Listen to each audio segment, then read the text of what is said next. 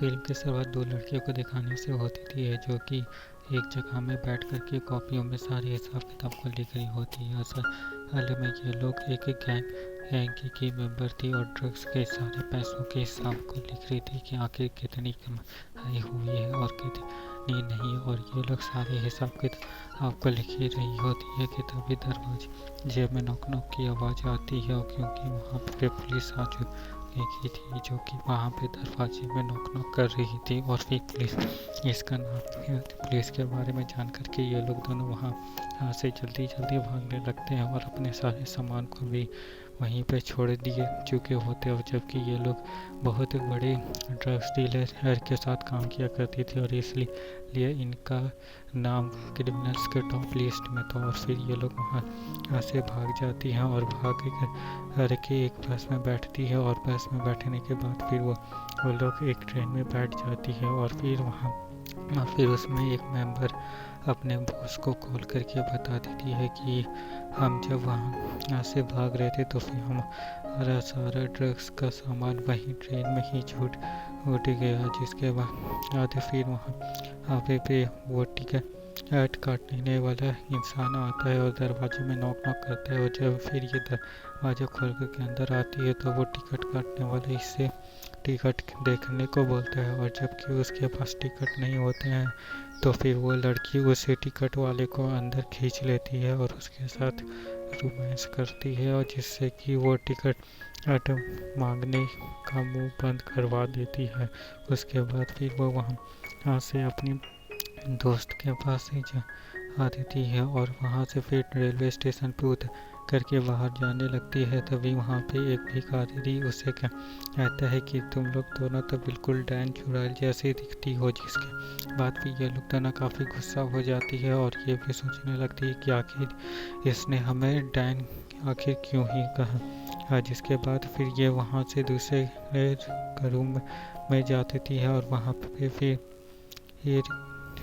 फिर वो दूसरे रास्ते में जाती है जहाँ पे फिर वो एक टैक्सी लेकर के अपने एक और दोस्त के घर में जाती है जो कि बहुत ही अमीर होती है और उसके पास बहुत ही ज़्यादा बड़ा एक घर होता है, बहुत ज़्यादा कमरे वाला। और वहाँ पे उन लोगों की दोस्ती उसके साथ भी काफ़ी ज़्यादा अच्छी होती है। और यहाँ पे हम लोगों को इनका बचपन भी दिखाया जाता है, जहाँ पे ये लोग तीनों बचपन से ही दोस्त थे और आपस में बहुत सारी यादों को बिताया करते थे।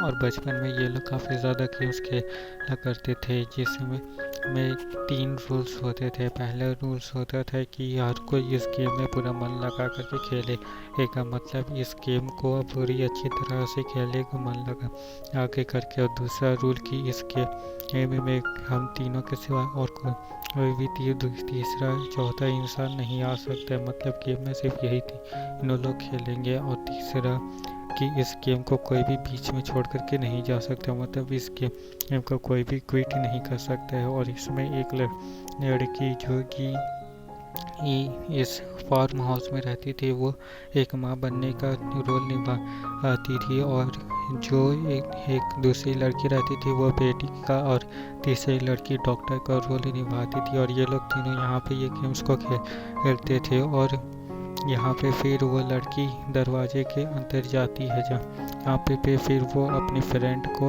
मॉम कह के पुकारती है। और हम फिर दोबारा से उसी कहानी में आते हैं, बचपन की कहानी में, जहाँ पे फिर वो मॉम कह करके बुलाना होता है उस लड़की को तो वो उस फार्म हाउस वाली लड़की से नफरत करती थी और इसीलिए वो उससे मॉम नहीं बुलाना चाहती थी। और ये बीच फिर एक रूल उनके जबकि एक रूल होता है कि गेम को बीच में कोई भी क्विट नहीं कर सकता है, इसलिए उसे ज़बरदस्ती उसे मॉम बुलाना होता है, लेकिन वो उसे मॉम बुलाना नहीं चाहती थी। इसी में बीच फिर वो लोग दोनों की आपस में हाथापाई होने लगती है और उसी हाथापाई में फिर वो लड़की नीचे ज़मीन में गिर जाती है, जिससे कि उसके सर में चोट आ जाती है और वो बेहोश हो जाती है। और जब वो डॉक्टर के पास जाती है तो वो फिर डॉक्टर उसे बताती है कि इसके दिमाग में चोट आई है और इसलिए हो सकता है कि इसका मानसिक दिमाग ठीक तरह से काम ना कर सके। और यहाँ पे